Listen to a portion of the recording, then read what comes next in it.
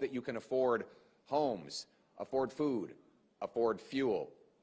Hope that your kids will be safe in the streets. And that's why Conservatives have had clear priorities for this parliamentary session: stronger take-home pay, safer streets, secure borders, and a self-reliant Canada. We had 4 problems we sought to fix this session: stop the Liberal cost of living crisis, the Liberal immigration crisis, the Liberal crime crisis, and the Liberal jobs crisis.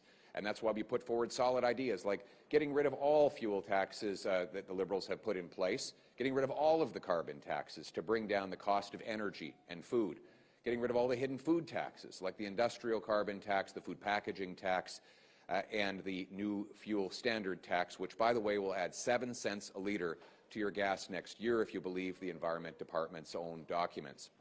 We also proposed an affordable budget, so Canadians would have an affordable life, by cutting bureaucracy, consultants, foreign aid, corporate welfare, and other Liberal waste to bring down deficits, inflation, and taxes.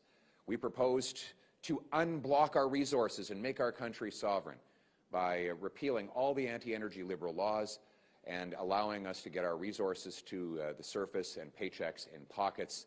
We propose to bring crime under control by scrapping Liberal bail. We also proposed to get immigration under control by getting rid of the temporary foreign worker program so Canadians come first for Canadian jobs, and to get rid of the sentencing discounts for foreign criminals who are not from Canada but who commit crime here. We believe they should be locked up and then kicked out of our country so our country is safe again. Now, Mark Carney, I told him, copy my ideas. Now, unfortunately, he did only copy the words, but not the deeds. And what we've got in practice is the Timu version. And that's why life is more expensive, more dangerous, and our economy weaker than when Mark Carney took office. He promised to flip-flop on the carbon tax, but he's bringing in a new carbon tax that will jack up gas prices 7 cents a litre next year, on top of the industrial carbon tax that drives up food and housing costs. He promised he would spend less. He's spending $90 billion more, and he's doubled Justin Trudeau's deficit. He promised, in plagiarizing Stephen Harper, that he would make Canada an energy superpower. In fact, he voted against his very own pipeline on the floor of the House of Commons just this week. He promised that he would build 500,000 new homes, and the parliamentary budget officer says that his very costly bureaucracy will only build 1% of that. He promised he would reverse Liberals on bail. In fact, they brought in a watered-down bail law that he and his party have been blocking ever since. In the last 2 days, they have blocked 17 attempts by Conservatives at the Justice Committee to fast-track the bail law. Liberals blocking their own bail legislation on immigration. He allows foreign criminals to stay in Canada with sentencing discounts and mass temporary foreign workers because he says corporate lobbyists need the low-cost labor rather than hiring Canadian kids. It has been a gigantic bait and switch. While Mark Carney copies my words, he doesn't put them into practice. Everything is worse. He promised a deal with Trump. There's still no deal. Foreign American tariffs are double. He's not reduced a single foreign tariff on Canada since taking office, promising to be a massive deal maker. It has been a gigantic counterfeit operation under Mark Carney that has left Canadians paying more, feeling more endangered, and more in debt. Thank you very much. And we now, with that, we work towards a brighter future and a better 2026. North Island Powell River.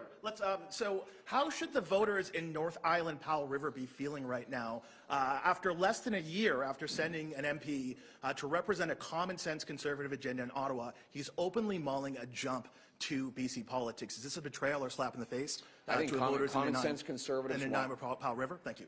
I think the people in that riding and every riding want an affordable Canada with affordable food, affordable homes, on safer streets. That is a common-sense Conservative agenda, and we need it both federally and provincially. Pouvez-vous nous expliquer en français pourquoi les conservateurs défendent le droit de tenir des propos haineux au nom de croyances religieuses? C'est pas vrai. Tout d'abord, M. Charcot devrait être en prison, et ce qu'il a dit est déjà criminel, et il n'y a pas d'exemption religieuse pour ses propos. C'est déjà sur la section 319, c'est déjà un crime de diriger violence, de faire des propos qui fait appel à la violence contre un groupe, même si on le fait au nom de la religion. Donc, une exemption religieuse n'existe pas pour M. Chakaoui. Il devrait être accusé. Et moi, je revendique au procureur général du Québec de faire des allégations criminelles contre M. Chakaoui, parce que ce qu'il a fait est déjà criminel et il n'y a pas d'exemption religieuse pour lui, ni de personne d'autre qui fait les appels à la violence. Parce que M. Miller dit qu'il veut bannir des textes religieux et que c'est ça l'amendement qu'il propose. Moi, vous pouvez regarder ces propos dans le comité et je vous encourage de les citer. How confident are you that you'll get a good number in your leadership review next month? Very. Thank you. Oui, une question finale, je dois aller à You're saying that they should move on to the study of bail. Yeah. They were supposed to finish clause by clause on the C9 last Tuesday, so why not just allow that work to get completed at committee rather than constantly requesting to move on? It's next on the docket, so you could have been there. This committee could be there right now. I know, but the Liberals keep blocking it. We've moved 17 times unanimous consent to move to the bail law.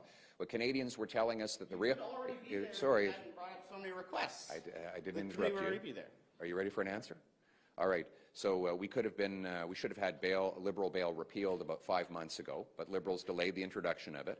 And over the last 48 hours, they've blocked 17 attempts to bring forward their own bail law. When Canadians said there was a problem with crime, the problem they had was that murderers, rapists, car thieves, extortionists were being released under Liberal bail. The problem wasn't that they believed that we needed to have police and prosecutors be in places of worship to make sure that clergy don't quote religious texts. And that's why the Liberals have got their priorities wrong. We should be going after car thieves, murderers, and rapists by repealing Liberal bail. So I'm calling on Mr. Carney, let's stop blocking your own bail law. Let's get Liberal bail repealed now so that we can have safety on our streets. Thanks very much. Sur la Bible.